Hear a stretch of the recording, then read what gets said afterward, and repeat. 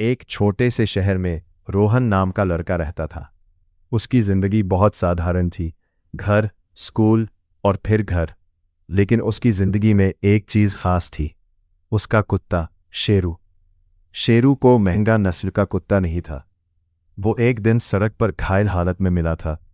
रोहन उसे घर ले आया, उसकी देखभाल की और धीरे धीरे शेरू ठीक हो गया। उस दिन से दोनों एक दूसरे के सबसे अच्छे दोस्त बन गए। हर सुबह शेरू रोहन को स्कूल तक छोड़ने जाता। स्कूल के गेट के बाहर बैठा रहता, जैसे उसका बॉडीगार्ड हो।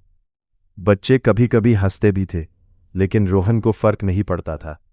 उसे पता था शेरू सिर्फ कुत्ता नहीं, उसका परिवार है। एक दिन रोहन के पापा की नौकरी चली गई। घर की हालत खराब होने लगी। पैसों की कमी के कारण उन्हें छोटा घर लेना पड़ा।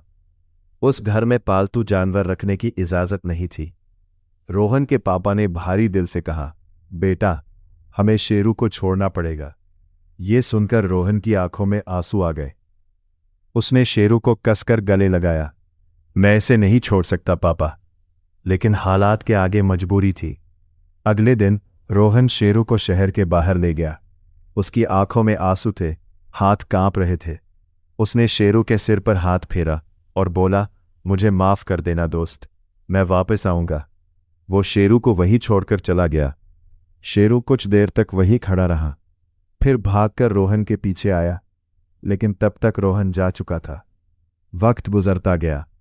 रोहन हर दिन उदास रहने लगा। स्कूल में उसका मन नहीं लगता। वो अक्सर खिड़की से बाहर देखता, जैसे किसी का इंतजार कर रहा हो। दूसरी तरफ शेरू हर दिन उसी जगह बैठा रहता जहां रोहन उसे छोड़कर गया था। बारिश हो या धूप, वो वहीं इंतजार करता रहा।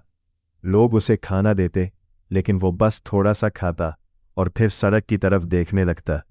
शायद रोहन वापस आए। एक दिन रोहन स्कूल से घर लौट रहा था। अचानक उसे लगा जैसे कोई उसका पीछा कर रहा है।